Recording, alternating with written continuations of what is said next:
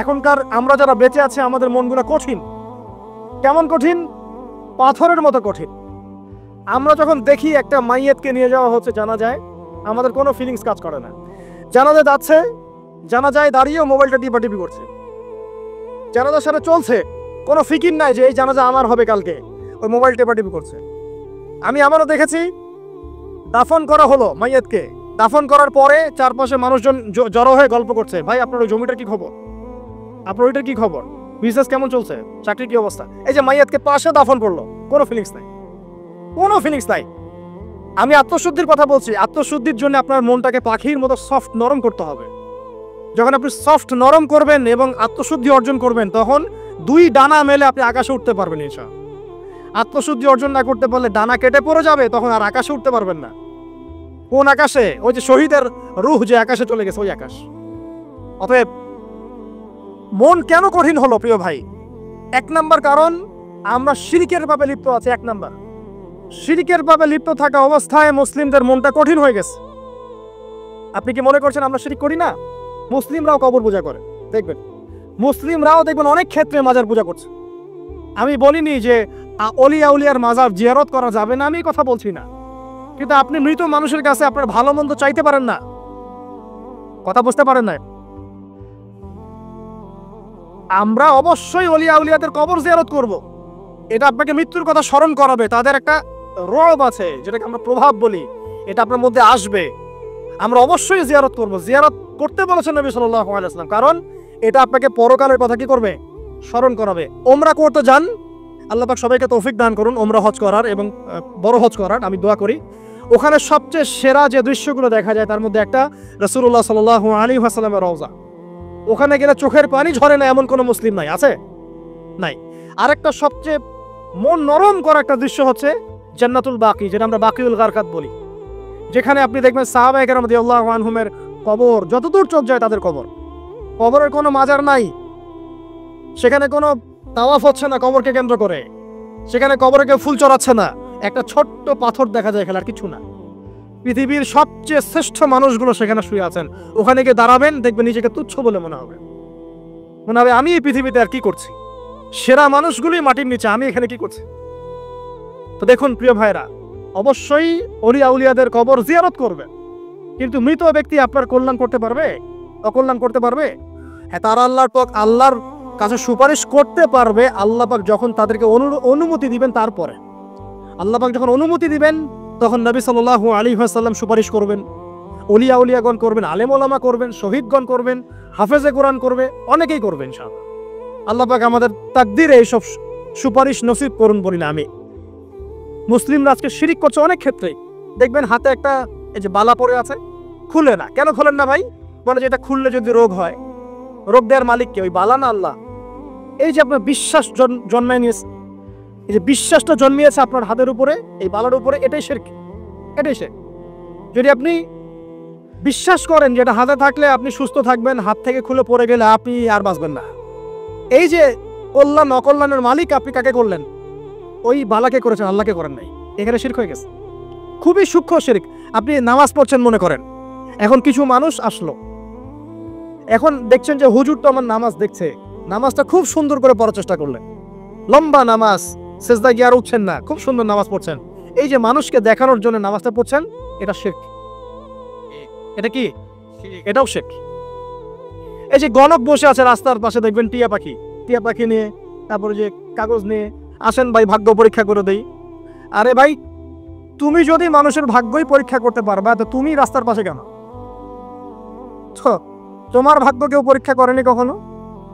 এতটুকু common sense আমাদের নাই? ও যদি আমার ভালো মন্দ করতে পারে, ভবিষ্যৎ বলতে পারে, তাহলে ও রাস্তার পাশে বসে আছে কি? ওর তো প্রাইম মিনিস্টার হওয়ার কথা, ওর তো ইলেকশন করার কথা। তো দেখেন, এই যে ওখানে গিয়ে আমরা কি করি? ভাই আমার হাতটা দেখে দেন, ভাই আমার অতীত বলে দেন, ভবিষ্যৎ বলে দেন, এবং এগুলো দিন দিন বাড়ছে। কিন্তু রাশিফল, কবিরাজি, গণকি, এগুলো দিন দিন বাড়ছে। এবং আমি লক্ষ্য করছি দিন দিন আরেকটা জিনিসও বাড়ছে, সেটা হলো জাদুবিদ্যার চর্চা করা।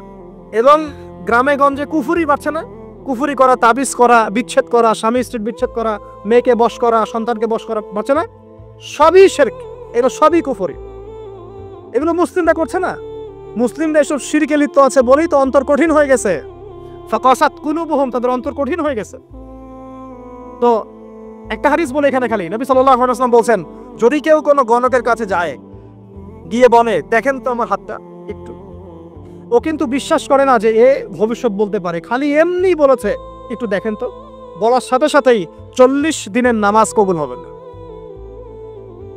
আর যদি তার বলা কথায় বিশ্বাস করে যে হ্যাঁ তোমার ভবিষ্যৎ খুব ভালো, তুমি চাকরি পাবা, এটা করবা সেটা করবা, এবং সে বিশ্বাস করলো হ্যাঁ এটাই হবে, তখন নবী সাল্লাল্লাহু আলাইহি ওয়াসাল্লাম বলছেন সে যেন আল্লাহর পক্ষ থেকে যা নাজিল হয়েছে, মানে যে কোরআনুল কারীম, এই কোরআনকে যেন সে অস্বীকার করলো, মানে কুফরি করলো। এগুলো আমরা করছি না ভাই? অনেক কিছু করছে। আমরা স্তম্ভের পূজা করছি, অনেক মুসলিম আগুনের পূজা করছে। আগুন জ্বালিয়েছেন, মাথা নত করছেন কেন? আগুনের সামনে আপনি মাথা নত করবেন কেন? আপনি একটা স্তম্ভের সামনে, গাছের কাছে, সব গাছের সামনে দাঁড়িয়ে মাথা নত করে ধ্যান করবেন কেন? আপনি মেডিটেশন করছেন কি জন্য? আপনাকে নামাজ দেওয়া হয় নাই? 5 ওয়াক্ত নামাজ দেওয়া হয় নাই? নামাজের চেয়ে বড় মেডিটেশন কিছু আছে নাকি? আপনি ধ্যান করছেন কি জন্য? অনেক মুসলিম তো জিনের উপাসনা করছে, জানেন? অনেক মুসলিম জিনকে তাবে করার চেষ্টা করছে। আর জিন বলে একটা জাতি আছে, এটা সত্য। এরকম প্রতিটা ক্ষেত্রে শিরক আছে। শিরক কথায় আছে, কাজে আছে, বিশ্বাসে আছে। দেখবেন মুসলিমরাই আল্লাহ ছাড়া অন্য কারো কাছে দোয়া করছে, মুসলিমরা নজর মানত করছে অন্য জায়গায়, আল্লাহর জন্য নজর মানত করছে না, অন্য কাউকে সন্তুষ্ট করার জন্য করছে। সন্তান হয় না, সন্তান হয় না, এখন কি হবে? সন্তান হয় না তো অমুকের কাছে যাও, সেখানে গিয়ে বকরি জবাই দাও, সন্তান হবে। সুবহানাল্লাহ। তো এই পদ্ধতি ইব্রাহিম আলাইহিস সালামের জানা ছিল না? যে শেষ বয়সে তিনি বলছেন রব্বি হাবলি মিনাস সালিহিন। আপনি দোয়া করতে পারেন না? সন্তান হবে না কেন? আল্লাহ পাক তাকদিরে লিখে রাখলেন, অবশ্যই হবে। আর আল্লাহ পাক তাকদিরে না লিখলে কিভাবে হবে? তাকদিরে যে ব্যক্তি বিশ্বাস করে না সে ব্যক্তি হতাশ হয়। যা কিছু হচ্ছে আমাদের জীবনে সবই তাকদির, এর বাইরে একটা মানুষও যেতে পারবে না। প্রিয় ভাইরা, কথায়, কাজে এবং চিন্তায় আমরা অনেক শিরিক করছি। শিরিকের কারণে আমাদের অন্তর কঠিন হয়ে গেছে। আরো কেন কঠিন হচ্ছে? বেদাত। আমল করছেন নবীর সুন্নত মানার জায়গায় অন্য কিছু আপনি করছেন, এমন এমন কিছু আমল করছেন যেগুলোর সাথে রাসূলের সুন্নতের কোনো সম্পর্ক নাই এবং সাহাবীদের সুন্নতেরও কোনো সম্পর্ক। এই ক্ষেত্রে গিয়ে আপনি বেদাত করছেন, বেদাত করে অন্তর কঠিন হয়ে যাচ্ছে। অন্তর কঠিন হওয়ার একটা বড় কারণ হচ্ছে হারাম রিজিক। যখন আপনি হারাম রিজিকে যাচ্ছেন, সুদ, ঘুষ, আপনার দুর্নীতি, আপনার এই যে অন্যের সম্পদ আত্মসাৎ হয়ে যাচ্ছে। আমি কি বুঝাতে পারছি না? হারাম রিজিক যখন আপনার শরীরে ঢুকছে, অন্তরটা শক্ত হয়ে যাচ্ছে। একটা হাদিস যথেষ্ট। আল্লাহ রাসূল বলেছেন ইন্নাল্লাহা তাইয়্যিব লা ইউকবালু ইল্লা তাইয়্যিব। আল্লাহ পাক পবিত্র সত্তা, তিনি পবিত্র ছাড়া কবুল করেন না। আপনি 10টা হজ করে আসেন, চুরির টাকা দিয়ে, ডাকাতির টাকা দিয়ে, আত্মসাতের টাকা দিয়ে, দুর্নীতির টাকা দিয়ে, যদি কবুল হয় তাহলে কোরআন সুন্নাহ মিথ্যা হয়ে যাবে। নাউযুবিল্লাহ। কথা কি বুঝতে পারছেন না? আল্লাহ রাব্বুল আলামিন বলছেন আল্লাহ পাক পবিত্র ছাড়া কবুল করেন না। হারাম রিজিক দিয়ে ইবাদত কবুল হয় না। আমরা ওই যে রংপুর অঞ্চলে একবার ওই যে হারাগাছ একটা অঞ্চল আছে না, সেখানে গিয়েছিলাম। সেখানে মাশাআল্লাহ আবার বিড়ির অনেক ফ্যাক্টরি আছে। কিসের? বিড়ি তো হালাল নাকি? তামাক তো হালাল নাকি? তো সেখানে বিড়ি ফ্যাক্টরির অনেক মালিক আছে এবং তারা মসজিদ কমিটির অনেক দায়িত্বপ্রাপ্ত। আর মুসলিমদের গায়রত তো এখন নাই, মুসলিমরা এদেরকে আবার মসজিদ কমিটির সদস্যও বানিয়েছে। তো এখন মসজিদ কমিটিতে এসে তার প্রভাবে ইমাম সাহেব টিকতে পারে না।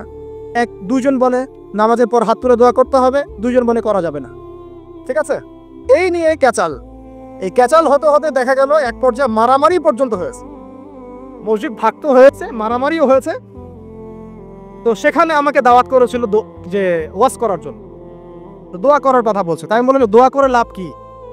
দোয়া করলেই বাকি, না করলেই বাকি, রিজিকটাই তো হারাম। আপনি তো তামাকের টাকা খাচ্ছেন, তামাক।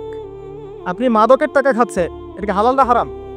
তো হারাম টাকা দিয়ে হাত তুলে দোয়া করলেই কি, না করলেই কি? দোয়া তো উঠছে না উপরে। আগে হারাম রিজিক ছাড়েন, তারপর দোয়া করেন। তো রিজিক হারাম হওয়ার কারণে আমাদের কি হচ্ছে? অন্তরটা কি হচ্ছে ভাই? কঠিন হচ্ছে। ওই পাখির মতো আর মুক্ত আকাশ উঠতে পারবেন না।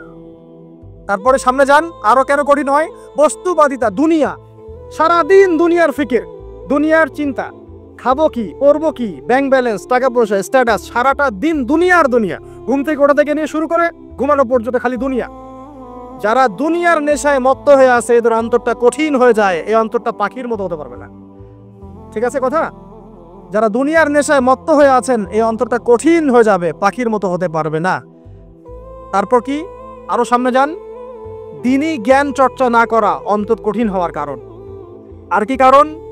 পাপ করা, পাপ। যত বেশি আপনি পাপ করবেন, যত বেশি পর্ন দেখবেন, যত বেশি মাদক খাবেন, যত বেশি জুয়া খেলবেন, যত বেশি অহেতুক সময় নষ্ট করবেন, যত বেশি আপনি অন্যের ক্ষতি করবেন, ঠিক আছে, নিরপরাধ মানুষের উপর নির্যাতন করবেন, যত বেশি আপনি পাপ করবেন, পাপ, এই পাপ করতে করতে করতে মানুষের অন্তর কঠিন হয়ে যায়। ইবনুল কাইয়্যিম রাহিমাহুল্লাহ বলেছেন যে পাপ করতে থাকলে মানুষের অন্তর কঠিন হয়ে যেতে থাকে, এবং ইস্তেগফার আর জিকির করলে গিয়ে মানুষের অন্তর আবার নরম হতে থাকে।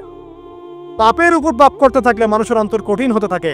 এ বিষয়ে রাসূলুল্লাহ সাল্লাল্লাহু আলাইহি ওয়াসাল্লাম বলেছেন, যখন মানুষ একটা পাপ করে কলবের মধ্যে একটা কালো দাগ পড়ে যায়, যখন আরো একটা পাপ করে আরেকটা কালো দাগ পড়ে যায়, এইভাবে যখন পাপ করতেই থাকে তখন পুরো কলবটাই কালিমা পূর্ণ হয়ে যায়। এই অবস্থায় যদি সে তওবা করে আল্লাহ পাক মাফ করে দিবেন। যদি এই অবস্থায় তার মৃত্যু হয়ে যায়, তার আত্মাটা থেকে দুর্গন্ধ বের হতে থাকে, যে আত্মাটা কবজ করতে পর্যন্ত মালাকুল মউত মানে ঘৃণা পোষণ করে। কথা কি বুঝতে পারছেন?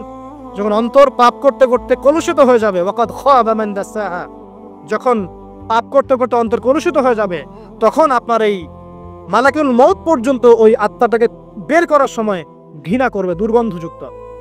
আল্লাহ পাক আমাদেরকে পাপ থেকে বাঁচিয়ে রাখুন। আমি এরকম কিছু কাজ আছে, বস্তুবাদিতা, শিরক, বেদাত, হারাম রিজিক, সারাদিন দুনিয়ার ফিকির নিয়ে থাকা, ঠিক আছে, অন্যের ক্ষতি করা, পাপ কন্টিনিউয়াসলি করতে থাকা, এবং দিন ছেড়ে দেওয়া, দিনের এলেন ছেড়ে দেওয়া, আল্লাহ পাকের আনুগত্য ছেড়ে দেওয়া, এই কাজগুলো করতে থাকলে মানুষের অন্তর কি হয়?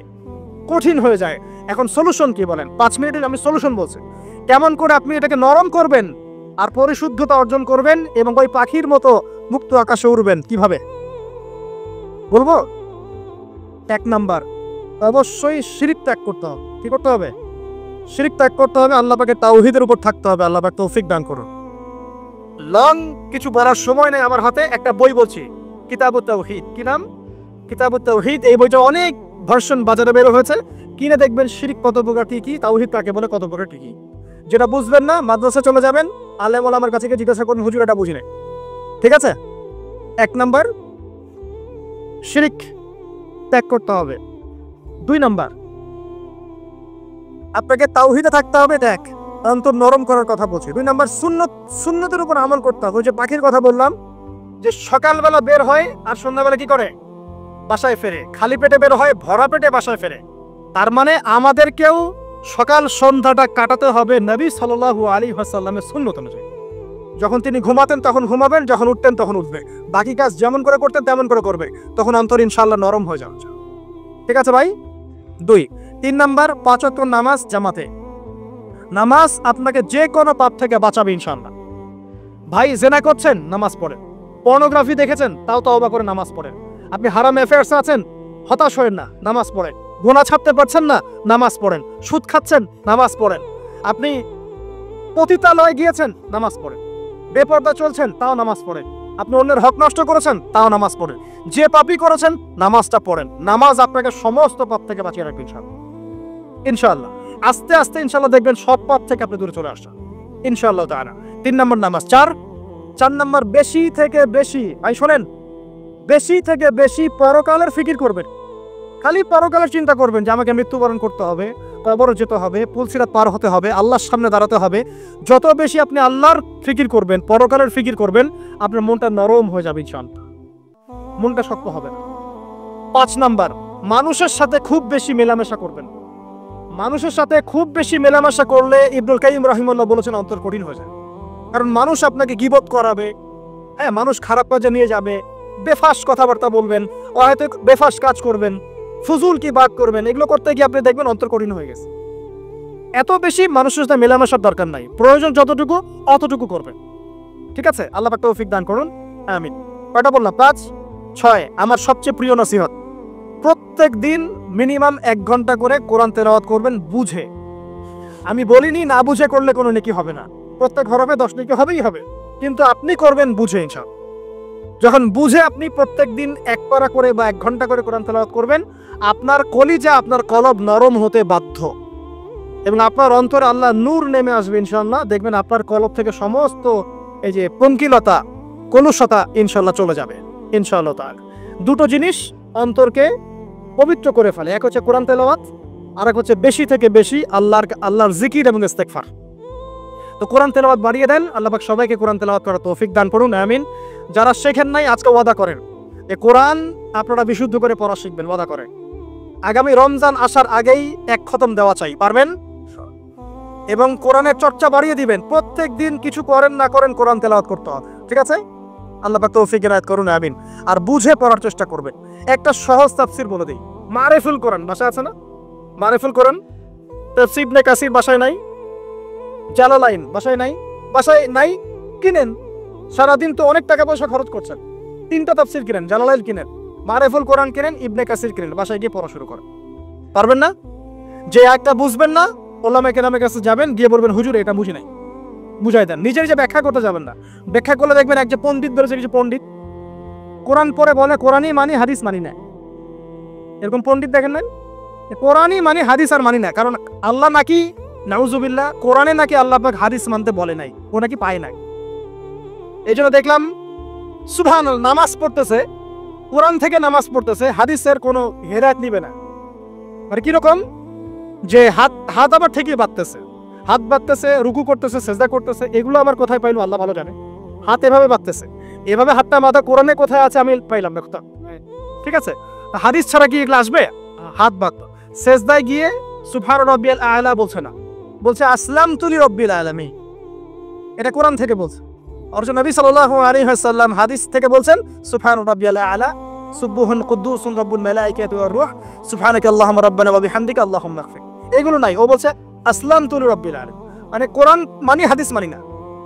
এত বেশি পণ্ডিত হওয়ার দরকার নাই, এরা চিচুনা পাকা টাইপের পণ্ডিত। ওমর রাদিয়াল্লাহু আনহুর যুগে বেঁচে থাকলে এদেরকে পিটাই সোজা করে ফেলাইতে। ইসলামী শুরু করছে, কোরআন মানি হাদিস মানি না।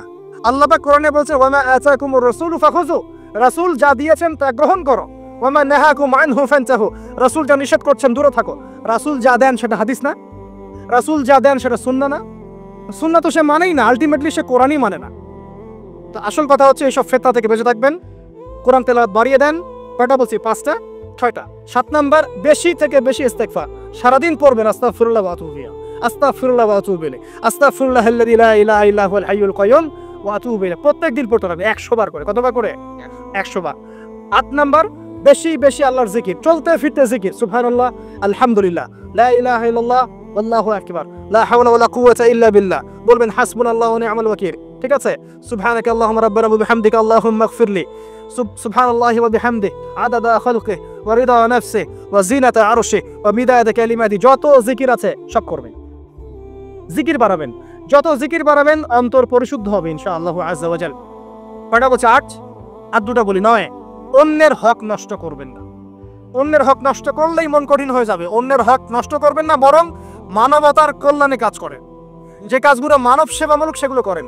রক্তদান কর্মসূচি করেন, গাছ লাগান, এতিমের মাথায় হাত বোলান, বিধবার খোঁজ খবর নেন, ঠিক আছে? মেয়েদের সেলাই মেশিন কিনে দেন, মানুষের উপকারে কাজ করেন, দেখবেন আপনার মনটা নরম হয়ে যাবে ইনশাআল্লাহ। যার মন নরম এবং যার মনের মধ্যে সততা আছে আল্লাহ পাক ইনশাআল্লাহ সেখানে অবশ্যই হেদায়েত ঢালবে ইনশাআল্লাহ তাআলা। আর 10 নাম্বার সবচেয়ে শেষ হচ্ছে যে কবর জিয়ারত করবেন বেশি বেশি করে, এবং নিজের মওতের কথা স্মরণ করে আল্লাহর কাছে বেশি বেশি দোয়া করবেন। কি দোয়া করবেন? ইয়া মুকাল্লিবাল কুলুব সাব্বিত কলবি আলা দীনিক, ইয়া মুসাররিফাল কুলুব সাররিফ কুলুবানা আলা তাআতিক। এই দোয়াগুলো করবেন ইনশাআল্লাহ। এবং কবর জিয়ারত করবেন সপ্তাহে সপ্তাহে, পারলে 2 দিন 3 দিন পর পর কবরস্থানে যাবেন, ইনশাআল্লাহ দেখবেন আপনার মন নরম হবে ইনশাআল্লাহ আযজা ওয়া জাল। এখনকার এই সভ্যতা এসে কবরস্থানকে সমাজ থেকে দূরে সরিয়ে দিয়েছে, অথচ আগে মুসলিমদের কবরস্থান ছিল মসজিদের পাশে, 5 ওয়াক্ত নামাজ পড়তো, কবর জিয়ারত করে বাসায় যেত, 5 ওয়াক্ত নামাজ পড়তে আসতো, কবরকে দেখতো, পরকালে কথা স্মরণ হতো। এখন কবরস্থান ওই যে দূরে, সারা জীবনে একবার যায় কিনা সন্দেহ আছে। এই 10টা কাজ যদি আপনারা করতে পারেন ইনশাআল্লাহ তাআলা, আমাদের কলবটা ইনশাআল্লাহ নরম হবে, আত্মশুদ্ধি অর্জিত হবে। আর এগুলোর পাশাপাশি অবশ্যই আল্লাহওয়ালা আত্মশুদ্ধিওয়ালা মানুষের সোহবতে গিয়ে থাকবে। আল্লাহওয়ালা আত্মশুদ্ধিওয়ালা মানুষের সোহবতে গিয়ে থাকলে তাদেরকে দেখেই দেখবেন মনটা নরম হয়ে যাবে ইনশাআল্লাহ। ইলমি পরিবেশে থাকেন, দিনী পরিবেশে থাকেন, আমর বিল মারুফ নাহি আনিল মুনকারে কাজ করেন। 3 দিন 7 দিন 40 দিন যতদিন পারেন আল্লাহর পথে সময় লাগান। আমি এটাকে আপনার আত্মশুদ্ধির জন্য বলছি, এটা একমাত্র পথ পদ্ধতি আত্মশুদ্ধির, এটা বলছি না। এখানে গেলে আপনি ইনশাআল্লাহ আপনার ইসলাহ এবং সংশোধনের জন্য কাজ করতে পারবেন। আল্লাহ রাব্বুল আলামিন আমাদের সবার কলবগুলোকে পরিচ্ছন্ন করুন। আল্লাহ পাক আমাদের সবাইকে শিরকের পাপ থেকে বাঁচিয়ে রাখুন, হৃদয় কঠিন হওয়া থেকে বাঁচিয়ে রাখুন। আল্লাহ পাক আমাদেরকে বেশি থেকে বেশি কোরআন তেলাওয়াত করার তৌফিক দান করুন, দ্বীনি জ্ঞান চর্চা করার তৌফিক দান করুন। আল্লাহ পাক আমাদের সবাইকে হারাম রিজিক, জেনা, সুদ, ঘুষ থেকে বাঁচিয়ে রাখুন। আল্লাহ পাক আমাদেরকে পরকালীন চেতনায় এই দুনিয়ার জীবন কাটানোর তৌফিক এনায়েত করুন, আমিন। আমরা আজকে এই যে পাখিদের মতো অন্তর নিয়ে কথা বললাম, আমরা যদি এই আমলগুলোর মধ্য দিয়ে অন্তরটাকে পবিত্র করতে পারি, ইনশাআল্লাহ ওই শহীদদের যে নরম পাখির অন্তর, সেটা আমরা লাভ করতে পারবো ইনশাআল্লাহ। এবং আরশের নিচে আল্লাহ রাব্বুল আলামিন আমাদেরকে ছায়া দিবেন ইনশাআল্লাহ তাআলা। আল্লাহ পাক আমাদের সবাইকে পাখি থেকে শিক্ষা নেওয়ার তৌফিক দান করুন, পাখির মতো মুক্ত আকাশে দানা বলার তৌফিক আল্লাহ পাক দান করুন, আমিন।